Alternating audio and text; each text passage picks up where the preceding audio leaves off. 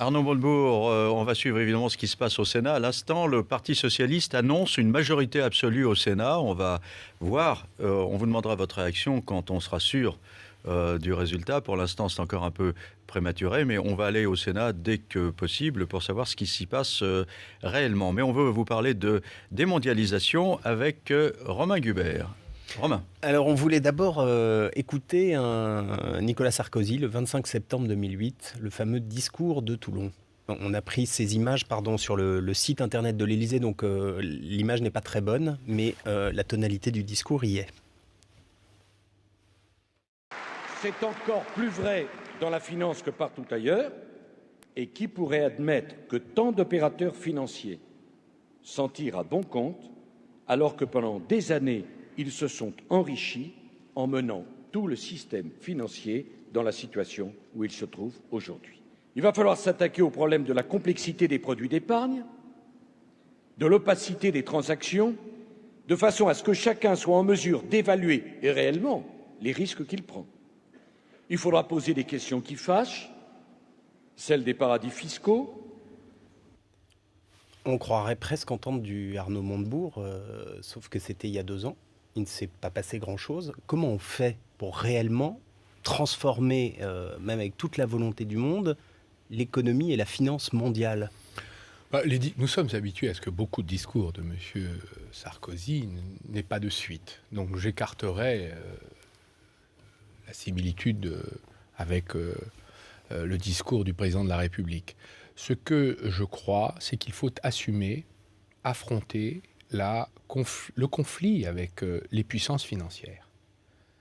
Mais comment on fait quand on est non, mais attendez, un président de la République mais comment français. on fait, c'est qu'on a aujourd'hui une sphère financière qui est surdéveloppée, hypertrophiée, et qui est en train d'opprimer le reste de l'économie. Les rémunérations y sont démentielles. Quand les gens qui n'ont que leur travail pour vivre dans l'économie réelle n'arrivent pas à vivre, même qu'on soit petit patron, entrepreneur, sous-traitant ou artisan ou ouvrier, on ne peut pas vivre avec son travail dans l'économie actuelle, qui est une économie de prédation financière. Donc, il faut donc prendre des mesures, des lois, très simplement, où nous allons d'abord interdire un certain nombre de pratiques. Alors, je prends un exemple, c'est par exemple les produits qu'on appelle les CDS, Credit Default Swaps, c'est-à-dire en fait des assurances sur la perte. Absolument. Voilà. Et ces assurances, d'ailleurs, je voudrais faire observer que Mme Merkel avait proposé qu'on les interdise. Et c'est M. Sarkozy qui a refusé de prendre cette décision. La France et l'Allemagne auraient pu tomber d'accord. Deuxième type de mesure, l'interdiction de la spéculation, c'est-à-dire d'acheter ou de vendre sans avoir la contrepartie financière. C'est exactement ce qui se passe sur le marché du blé. Les fameuses ventes à découvert qui sont Cette aujourd'hui... pratique-là, il suffit de l'interdire et de la réprimer pénalement pour qu'il n'y ait pas de spéculation sur les marchés. En France, les opérateurs effectivement qui l'utilisent seraient je voudrais juste vous dire que nous sommes un des grands poumons économiques de l'Union européenne et que nous pouvons, nous, imposer sur notre territoire national, à notre système bancaire et à leurs filiales, un certain nombre de règles. Et le fait que on nous dit souvent, ça va fragiliser nos places financières. Je suis bien désolé, pour le moment, ce sont nos places financières qui nous mettent en difficulté. Ce n'est pas l'intérêt général, n'est pas de protéger des places financières qui nous fragilisent. Monsieur Montebourg, quand même, on fait ça dans un seul pays ? Non, il faut le faire, je crois, dans le couple franco-allemand. Et il y a, même chez Madame... Pas du tout. Même chez Mme Merkel, il y a eu des propositions qui ont été faites. Je rappelle que la proposition de taxe sur les transactions financières est un point d'accord entre la France et l'Allemagne. Je suis pour que dans nos 2 pays, nous établissions la taxe sur les transactions financières. France et l'Allemagne seuls peuvent faire ça. Bien sûr. Dans la zone euro, d'abord ça nous permettrait déjà... Vous dites la zone euro, moi je parle... Non, mais nous sommes membres de la zone euro et nous sommes les puissances économiques et financières de la zone euro. Voilà. Si nous le faisons, la zone euro sera sous le régime que nous aurons décidé. Alors, avant de poursuivre, on va faire un petit détour par le Sénat, parce que donc le PS annonce la majorité pour la gauche, Damien Fleureau. Oui, tout à fait, Olivier, même peut-être un tout petit peu plus que la majorité absolue. Vous le saviez, il fallait 23 sièges. Il fallait que le Parti socialiste, que la gauche gagne 23 sièges. Et donc c'est fait. On a vu il y a quelques minutes Jean-Pierre Bel, le président du groupe socialiste, descendre de son bureau aux côtés de Martine Aubry et de François Hollande. L'image est forcément très forte. Les deux candidats à la primaire socialiste qui ne voulaient pas rater ce moment historique pour la gauche. Ils doivent prendre la parole d'ici quelques minutes, très exactement. On attendra bien sûr, évidemment aussi, la prise de parole de Gérard Larcher, le président du Sénat, qui a prévu de s'exprimer dans quelques minutes. Mais c'est un coup dur pour les listes de l'UMP qui ont subi de nombreux revers, parfois historiques, notamment dans la Lozère. Certains nous disent que c'est la cause de nombreuses listes dissidentes, divers droites, mais également centristes. D'autres parlent peut-être plus globalement, finalement, d'un rejet de la politique de Nicolas Sarkozy. Certaines lois, notamment concernant les collectivités territoriales, seraient mal passées auprès des grands électeurs. On en saura un petit peu plus après les prises de parole de ces personnalités.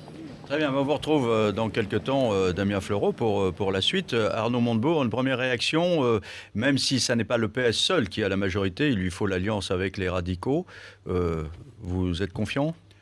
C'est un tremblement de terre politique que des élus ruraux qui désignent les sénateurs, lesquels depuis maintenant presque 60 ans que la Ve République existe, donnaient traditionnellement leur suffrage aux conservateurs, aient décidé de changer de camp. Cela signifie beaucoup d'ailleurs la façon dont les territoires ont été maltraités. Il y a un retrait général de la puissance publique dans tous les territoires. Les déserts médicaux progressent. Les déserts culturels progressent. Les déserts éducatifs progressent. Dans mon département, la Saône-et-Loire, on a fermé 39 classes avec des écoles. Nous ne trouvons plus de médecins en zone rurale. Le gouvernement s'en désintéresse. Et en plus, les collectivités locales, comme importantes, les départements, les régions, je préside mon département, la Saône-et-Loire, ont été attaquées financièrement, ont été mises en difficulté et ne peuvent même plus se substituer à l'État qui était présent. Ces élus vivent très mal ces attaques contre la population et les territoires. Je vous donne un autre exemple. Dans mon département, il y a une route nationale gratuite depuis l'époque des Romains. Le gouvernement a décidé, parce qu'elle est accidentogène, il y a des graves problèmes de sécurité routière, d'installer une autoroute payante. Donc ce sont les gens, quand ils vont au travail, qui vont payer leur sécurité routière. Donc il y a le sentiment que l'État maltraite des territoires déjà en difficulté. Et partout en France, dans les territoires reculés ou urbains, ruraux, des petites villes, les élus ont fait part, je crois, de leur exaspération contre cette politique de restriction, de retrait, de désinvestissement de la puissance publique. On reviendra avec vous, évidemment. Conséquences pour la présidentielle éventuelle ? Eh bien, c'est une grave difficulté pour M. Sarkozy. Et vous avez compris que c'est un motif de satisfaction pour moi et pour mes amis socialistes. Alors, on reprend l'interview sur la démondialisation. Romain Gubert. Oui, alors il y a une question quand on vous lit sur cette mondialisation. Elle a sans doute cassé beaucoup de choses en France. A-t-elle réellement cassé des choses au Brésil, en Inde, en Chine? C'est un juste retour des richesses, c'est une juste redistribution d'un ordre qui était établi, qui ressemblait à celui qui avait été institué depuis la colonisation, où l'Occident triomphait sur le Sud. La mondialisation n'a pas été un mal pour tout le monde. Alors faut-il le déplorer évidemment, si on regarde le territoire français, mais si on regarde à l'aspect mondial, cette juste meilleure redistribution des richesses et de la production?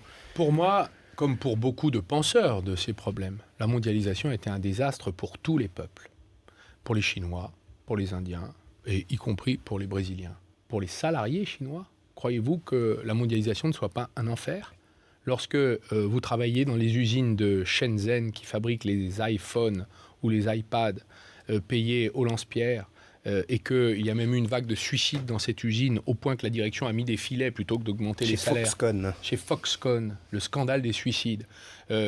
Qu'est-ce que d'ailleurs ces pays ont fait ? Ils ont utilisé les méthodes du protectionnisme. Ils manipulent leur monnaie, ce que nous nous interdisons de faire. Ils utilisent leurs frontières pour contrôler les investissements étrangers sur leur territoire, ce que nous nous interdisons de faire.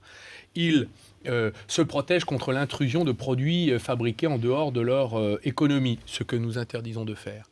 Le Brésil vient de décider de surtaxer les produits fabriqués en Corée du Sud et en Chine, automobiles, et notamment les produits fabriqués par la firme Apple. Comment a réagi la firme Apple ? Elle vient de décider la relocalisation d'une usine de fabrication de tablettes tactiles au Brésil. C'est la stratégie que je propose pour notre pays. Pourquoi ? Parce que nous sommes à côté des pays émergents et émergés, dans une situation similaire, finalement. Nous avons besoin de nous réindustrialiser.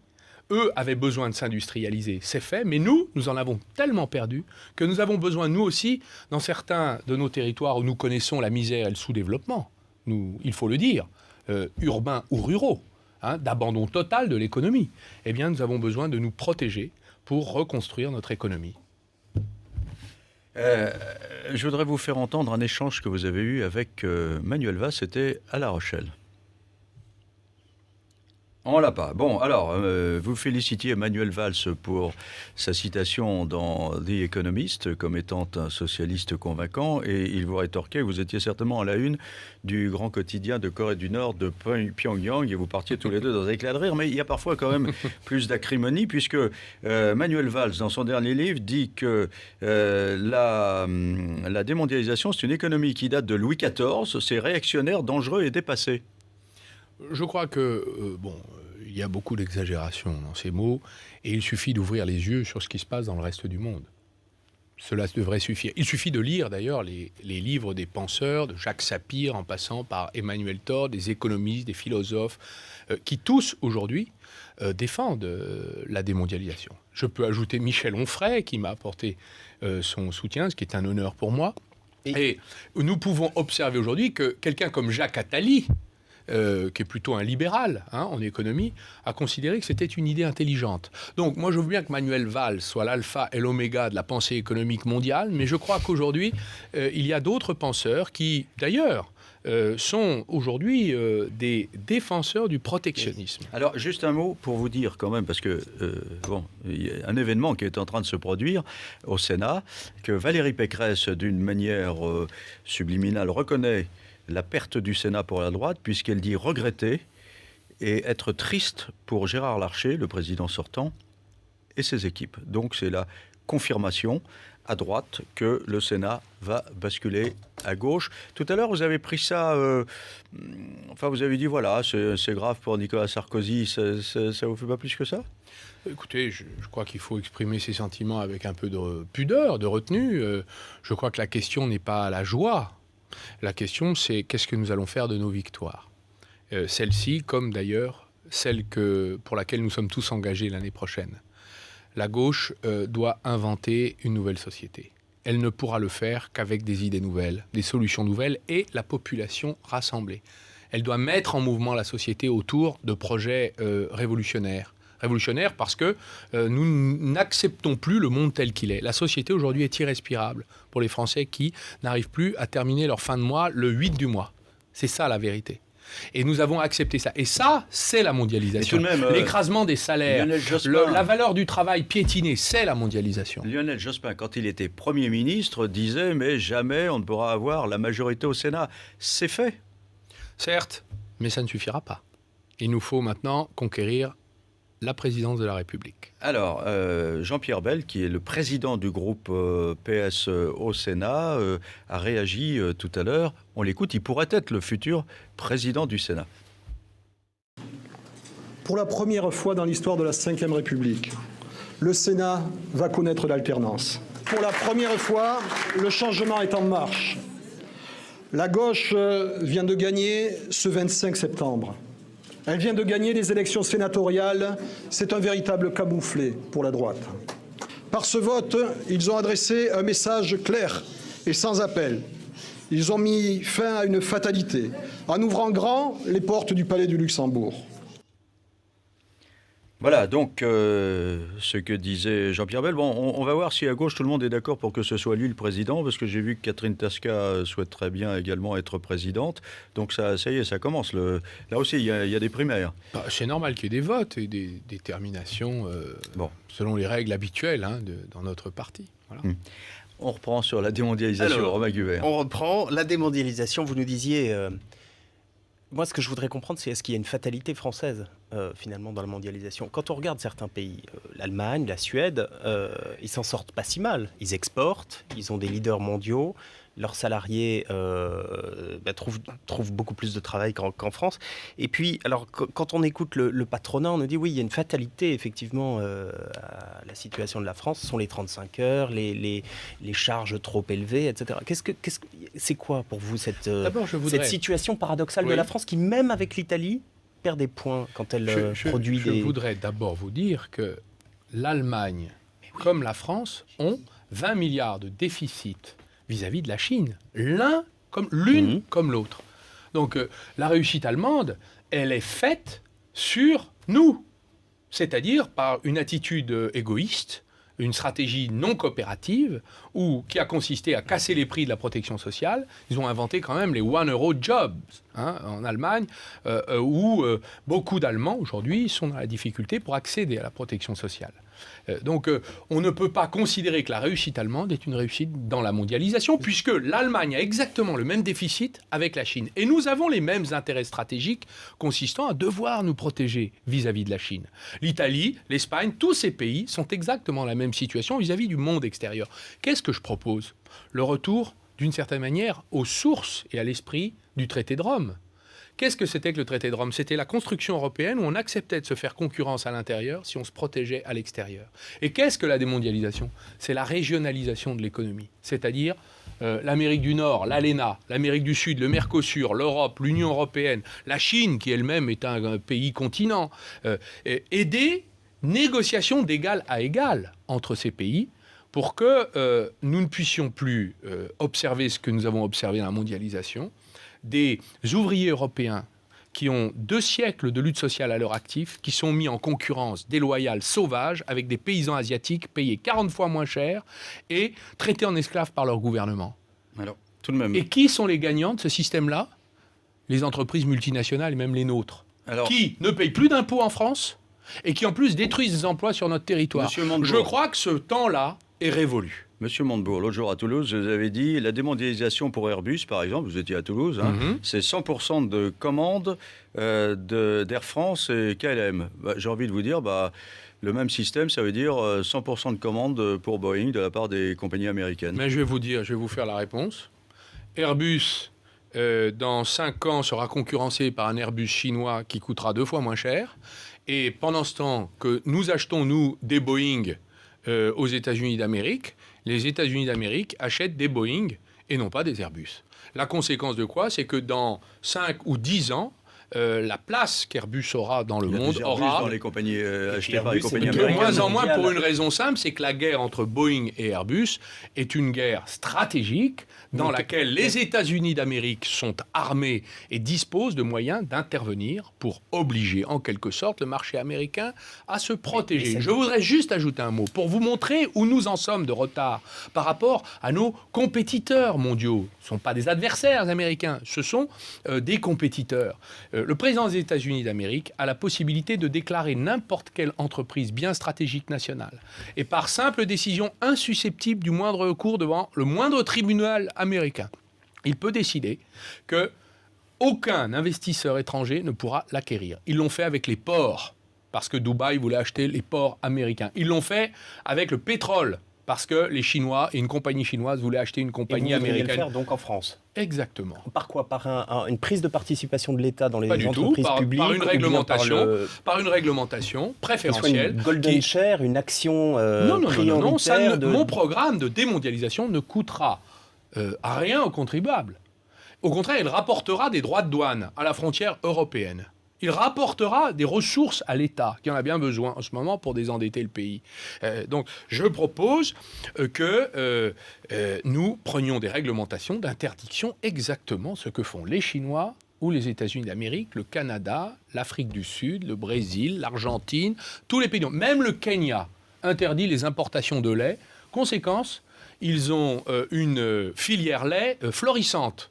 Ils ne sont pas soumis à la mondialisation agricole comme le sont nos paysans. Je rappelle que dans mon département, 10% des chefs d'exploitation sont au RSA. Ils ne peuvent plus vivre de leur travail. C'est quand même tout à fait fâcheux d'avoir une force agricole et de la laisser mourir à petit feu. Le biais qui pourrait vous être opposé, c'est le fait qu'aujourd'hui, les investisseurs étrangers créent des milliers d'emplois en France. 30 000 l'an passé, les entreprises étrangères ont créé 30 000 emplois. Si, avec votre concept de mondialisation, vous allez les faire fuir. Souvent, ils voient la France comme une porte d'entrée pour le marché européen. S'ils imaginent que le président de la République peut dire oui, non, ou à telle décision économique, ils vont... Mais monsieur Guibert, ils vont venir en plus grand nombre grâce à mon système, qui est le système que, d'ailleurs, utilisent toutes les nations du monde. Quand vous vous protégez, ça veut dire que vous êtes obligé, si vous voulez vendre sur le marché français, vous êtes obligé de venir y investir et y produire. Le PDG de Toyota France, qui vient d'investir 150 millions dans l'usine de Valenciennes, fait exactement le contraire de Renault. Pendant que Renault va produire des voitures françaises à l'extérieur de France, faisant d'ailleurs disparaître le Made in France et Made by France, mais à l'extérieur, eh bien, le PDG de Toyota Valenciennes déclare que certes, les coûts salariaux sont élevés en France, mais que les coûts logistiques consistant à importer de l'autre côté du monde des véhicules sont beaucoup plus élevés. En vérité, le projet de démondialisation est un projet écologique qui consiste à rapprocher du lieu de consommation le lieu de production et à économiser les atteintes à l'environnement et aux lois environnementales et au fameux CO2 qui aujourd'hui représente une urgence dans la lutte contre le réchauffement climatique. On va poursuivre dans un instant, mais on va faire une incursion au Sénat quand même pour avoir confirmation. Damien Fleureau, donc c'est fait, la gauche s'empare du Sénat ? Oui, effectivement, Jean-Pierre Bel vient de le confirmer au cours d'une conférence de presse. C'est un camouflet pour la droite, c'est un jour historique pour la gauche au Sénat. Jean-Pierre Bel qui dit peut-être gagner pour son parti, le Parti socialiste. Il parle de 24, 25, voire même 26 sièges. Les comptes ne sont pas encore tout à fait définitifs. Une très grosse ambiance quand Jean-Pierre Bel a pris la parole. Il a été très longuement applaudi. Jean-Pierre Bel, le président du groupe au Sénat, qui était entouré de Martine Aubry et de François Hollande, qui sont candidats dans ces primaires socialistes. Il ne voulait pas rater ce moment historique. Il voulait être présent sur la photo. On attend d'une minute à l'autre maintenant la déclaration du président du Sénat, Gérard Larcher. Il devra expliquer pour quelles raisons les listes de la majorité présidentielle et de l'UMP n'ont pas réussi à conforter leur position au Sénat. Bien sûr, Pierre Charon, qui est arrivé, qui était sur une liste dissidente, même s'il se dit qu'il s'inscrit dans le cadre de la majorité présidentielle, a lui parlé d'une campagne qui avait été mal ficelée. Il est arrivé ici tout à l'heure également au Sénat. On attend donc d'une minute à l'autre maintenant la déclaration de Gérard Larcher. Oui, alors Damien, je vous propose de rester en ligne pour le moment, mais on peut écouter la réaction de François Hollande qui donc se trouvait aux côtés de Jean-Pierre Bel il y a quelques instants.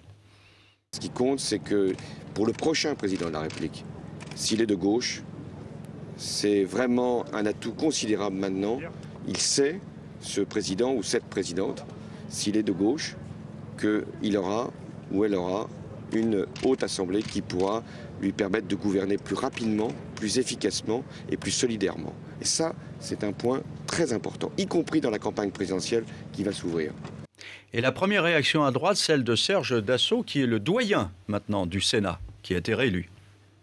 Il n'y a pas d'incidence parce que chacun veut jouer son rôle. Il n'y a aucune notion d'intérêt national. On avait dit attention, on va perdre le Sénat si vous multipliez les listes. Ils s'en foutent, chacun pour soi. Chacun pour eux, ils jouent leur chance.